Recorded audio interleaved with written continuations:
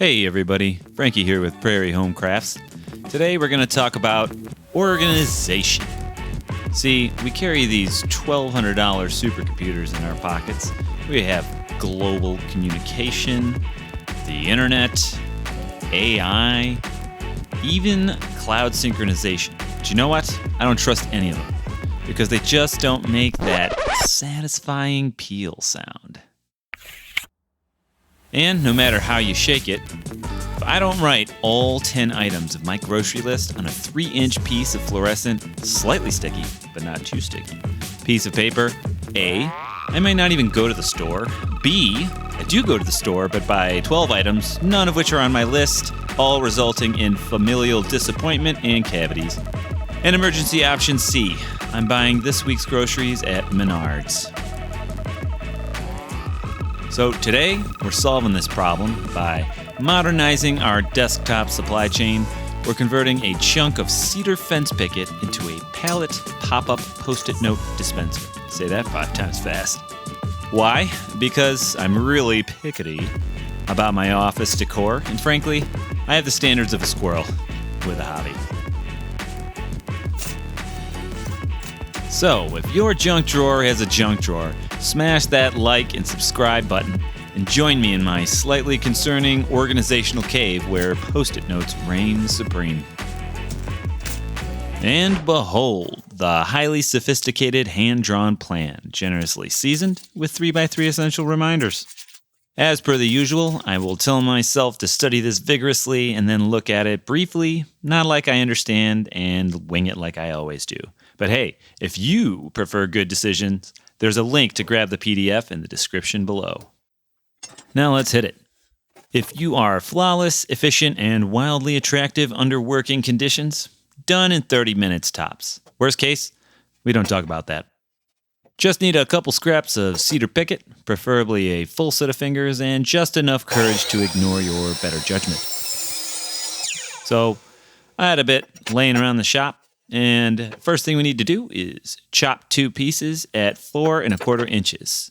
At this stage, the wood smells like a day spa, but will definitely give you a splinter if you even look at it wrong.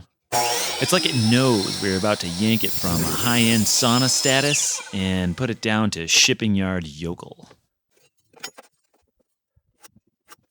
These pickets are 5.5 wide, just in case you're wondering.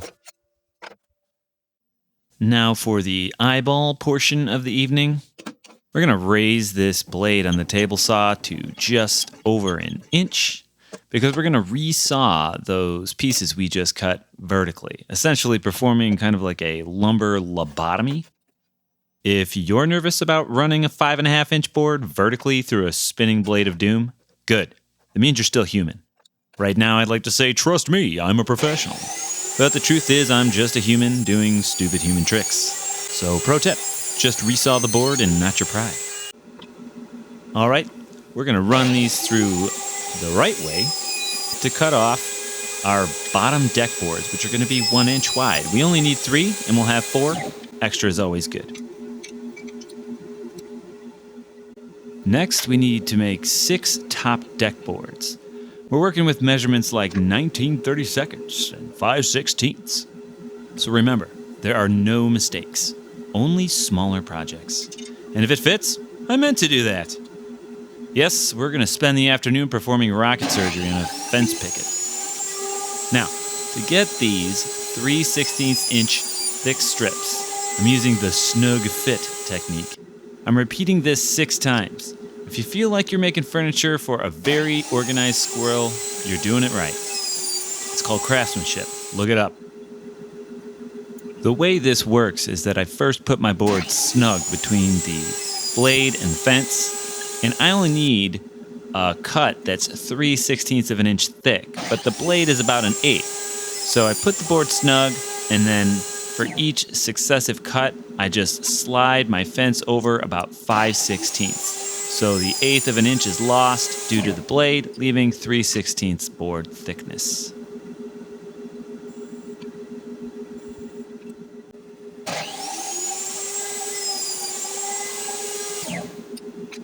Now, there's a little, let's call it squirrely engineering in this build. See, if you want these Post-its to actually pop, we need to rip our middle two of the 6 top deck boards down from the 19/32 inch picket thickness to 5/16 inches, because fractions just make everything better. Trust the process. Now for the stringers. We're ripping 3 miniature timbers at 19/32 of an inch using the snug fit method again. It's getting awfully snuggly around here.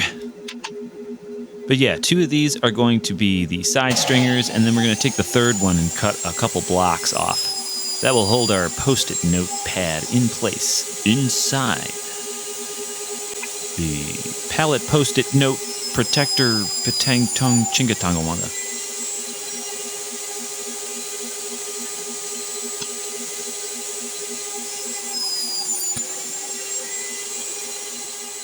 Okay, we're done cutting at the table saw. We should have 3 stringers, 3 bottom deck boards, 4 wider top deck boards, and 2 skinnier top deck boards.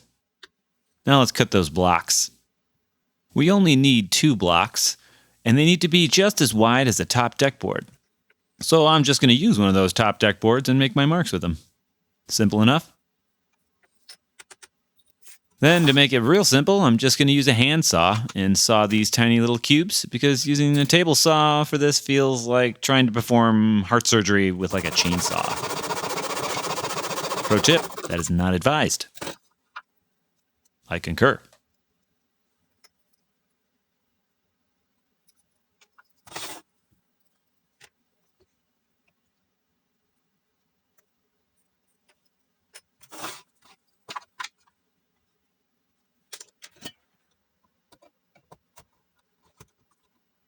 Oh, and as you can see, I have sustained an injury.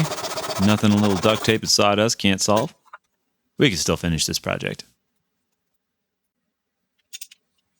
Now it's time to add a little magnetic personality to this project.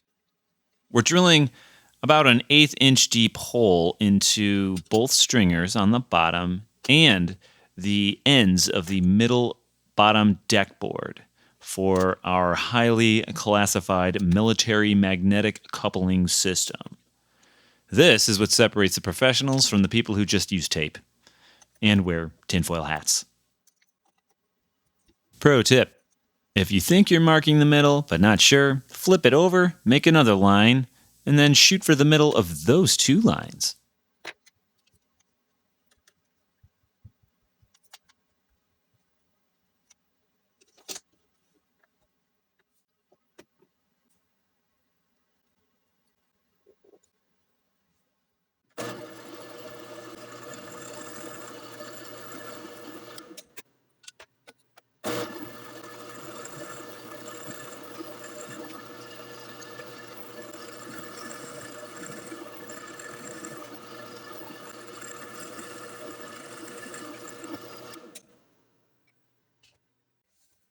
Now that the drilling is done, we will need a dab of AC glue for each hole, and then we'll drop a magnet in. This ensures the bottom board stays on, but is easily removable. It's the closest I'll ever get to being an aerospace engineer. See? I told you we were doing rocket surgery today.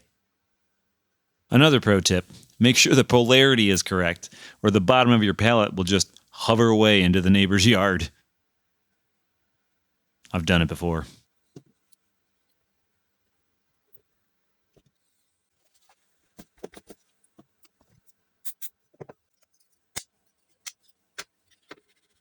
It's assembly time!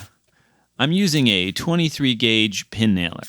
You could use 18 gauge brads or just hammer little pin nails in, but you risk splitting the wood and causing a total supply chain shutdown. But it is an option if you're extra careful. So as I'm building this, I'm firing pins in a manner that I think looks like it was actually hammered together by a very tiny, very caffeinated, but maybe slightly hungover warehouse crew. For the blocks, I just eyeballed them, and I just put a little glue on them. It doesn't have to be perfect. I mean, we're building a pallet after all.